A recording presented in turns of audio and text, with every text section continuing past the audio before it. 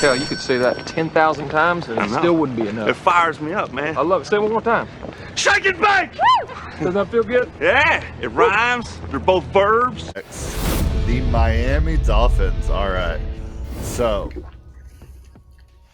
what don't they have is the real question.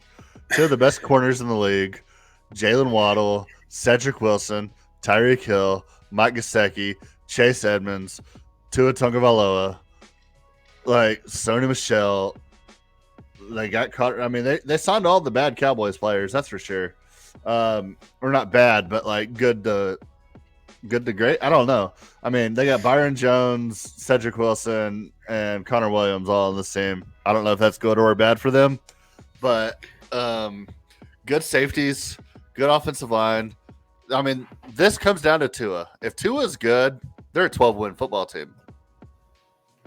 Yeah. I don't know. Their offensive line has a massive hole in the middle with Dieter and Austin Jackson right there. Maybe Austin Jackson won't even be playing. He's a first-round pick. I assume he's going to be playing. Could be. He's been terrible. I mean, you throw Connor Williams at the other side, then you just have a gaping hole. You drive a truck through that thing. I like Robert Hunt. I've always liked Robert Hunt. Dude is a road grader of a run blocker. But he is a little limited. Teron Armstead's good for 9 games a year. Yeah. I mean, I could see this O-line blowing up on them. I hope it doesn't, because I want to see them be competitive and see, the league be as fun as possible. But I am not sold on this offensive line. Al Davis is looking on this team and be like, this is what I needed for the Super Bowl. And then I like the running back room. They got Raheem Mostert and Chase Edmonds this offseason. They got a bunch this offseason. And Sony Michel. I forgot about that Michel.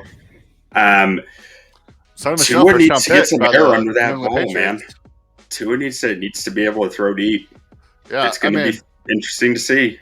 They also drafted Eric Ezekama out of Texas Tech, who can burn. Oh, he's going to play too. He's their number 4 receiver. He's going to be getting snaps. He had some drops in college, but this dude is a baller when you get the ball in his hands. I think this is probably the fastest wide receiver room, not even exaggerating, in NFL history. It's got to be up there. I don't know by official 40 times, because I don't know if Tyreek Hill even has an official 40 time from the combine or anything. But I don't think you need a 40 time from Tyreek Hill to say he's top 5 fastest receiver in the NFL. We have a 40 time on Jalen Waddle, and we know it's a 4.23 or whatever it was. Cedric Wilson's low 4.4s. Ezekama didn't run the 40, but everybody at Texas Tech assumed he ran between a 4.39 and a 4.44, which is very, very fast. So I'm interested to see the Brian Flores impact here. This defense is built on their secondary, and Flores was doing some wild stuff with it. I didn't catch who they brought in as DC with Mike McDaniels. But, they need to – I mean, they got talent on the back end, a ton of it, but I do not have an expectation of them living up to what Flores was doing on the back end. So I'm just really interested to see how that goes. They have the talent to do whatever they want, but this team was built on their defensive back room. So, if we're being honest, I'm assuming that they don't live up to the hype. Byron Jones and Xavier Howard are both traded by the trade deadline, and they either try to get picks or it would probably have to be for picks. Save the money, re-sign some of these offensive guys, build around the offense. Maybe Tua's the guy, maybe he's not. They have a bunch of picks coming up in the next couple of drafts. They either go get a quarterback or they shore up the offensive line, and then they build through the draft with picks. And that's what I would assume happened. But if they come out of the gate hot, so they get New England week 1, they could win that game. Baltimore could win that game. Buffalo could win that game. Cincinnati could win that game. They could also very well lose all those games and be 0-4 going into New York week 5. And we don't know what to think in New York. But if they can get out of those first 4 games 3-1, and then have Jets followed by the Vikings, followed by the Steelers, followed by the Lions, followed by the Bears, they could go into the bye week the number one team in the NFL. It's possible. I would think those first four: New England, Baltimore, Buffalo, Cincy. I think they're 1-3 out of that stretch. I mean, they could be looking at win after that. Yeah, I mean, I wouldn't say any of those, or I wouldn't look at any of those games and be like, "Oh, that's a win and a loss." Like, I feel like the first 4 weeks are going to be an absolute battle. The at Baltimore and the at Cincinnati is what makes those two games rough for me. And then Buffalo. I mean, you're in Miami in September. You could win that game. You're right. That one is more of a toss-up than I'm probably giving it credit for. If you're going to Baltimore and you're going to Cincinnati, don't you want to do it mid-September, early October, rather than those games be late in the season? That's perfect for them. I mean, I won't disagree. It's easier early in the season. I just don't think it's easy either way. I think it's not easy either way. Games. I'm just saying you already knew you were playing them there. Yeah. And then look at their games late in the season. Like, they get San Francisco late in the year. They go to the Chargers late in the year, and then Buffalo and New England. Like, Buffalo and New England, they have to play them twice a year. So the fact that you're most likely getting them late in the year no matter what. So I mean, that's a wash. But their only other two road games after the bye are on the West Coast in a dome, and on the West Coast in one of the best climates in America. Yeah. Yeah. I mean, if I'm them, I just wish I had more home games in the second half. Yeah, but I mean, so Chargers at Chargers is you're the freaking Miami Dolphins. You have one of the biggest fan bases in the United States. Like, that's going to be a home game for you. Granted, it's really far. The travel sucks, but the stadium atmosphere is going to be a home game for you.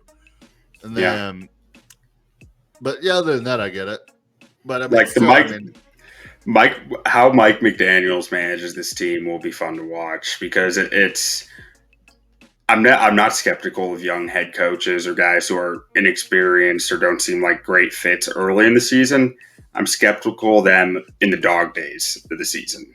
When stuff gets hard, how does their team respond to them? And that's what's going to be interesting to see after their bye week, is how the team keeps responding to McDaniels. Yeah, I mean, to me, it's the first 4 weeks are the make and break of this entire season for them. I could see it. Up New England, Baltimore, Buffalo, Cincinnati. If they can come out of that 2-2, they're going to be sitting real nice going in the bye.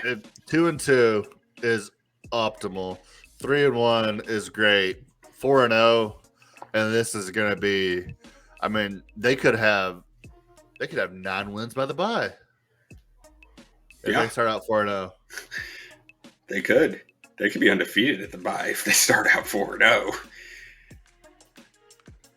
I can see it. If we're giving them those first 4. They have the bye week 12 or week 13. Or let me see. 1, 2, 3, 4, 5, 7, 8, 9, 10. Am I counting right? We get the bye week 11, so they get 10 games, 9-1 going to the bye. I think so they could be 9-1, 10-0, 8-2, something like that going into the bye. Yeah, and they could also be like 6-4, 7-3, or 3-7, something like that. Like, those first 4 games are the make and break of their entire schedule, I think. So is that over 8.5 for you? I'm going. Oh man, it's all on Tua. It's all on Tua. 2-8 on. 2-on. I'm in on 2-on. Give me over 8.5. I think they have a He's shot a winner. The division. They have a shot at winning the division. He's a winner, man. He went to Alabama. I think they have a real shot at winning the division. Give me over 8.5. Walked in the national championship at halftime. Tore it up. So I'm taking the over, assuming I don't think they win 9 games. I think they either win 12 or 13 games and win the division, or win less than 8.5. I wish I could bet that. Yeah, either or. Yeah, There's some bookies that let you do an either or bet. yeah, but I don't think this is a 9 or a 10 win team. I think if they're as good as they could be, they're a 12 or 13 win team, or they don't win 8 games. They're the 2018 Bears. Yeah. They're either going to So- surprise early and just kick ass, or they're just going to not be that. Yeah, so give me the over, and I'm gonna ride with potential here. And then if I'm betting the over, like I said, it's 12 or 13 wins, so I'm gonna take yes on the playoffs. But this is another one I probably will not bet. But I could see this being the number one seed in the. I could easily see the Dolphins being the number one seed in the AFC. Being a shocker. I mean, they're plus 400 on the division. That might be worth a sprinkle. Yeah, it might be worth sprinkle because I mean, it's really if you think if they are as good as they could be, I mean, it's them and the Bills. Yeah, you catch a bad break and for Buffalo, Josh Allen misses a few games or something, you could all of a sudden, like, plus 400 might be worth a sprinkle. Yeah, and they get Buffalo early in the season too. So like I was saying a second ago, you never know what these teams are gonna be like early in the season. Especially missing Brian Daboll. Like we'll get to Buffalo here in a second. Yeah. But they lost Jacoby Brissett, though.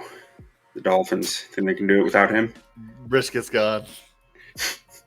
All right, who we got next up? I think it's Jets, right? I think you forgot to mention that they acquired Spready Bridgewater, though.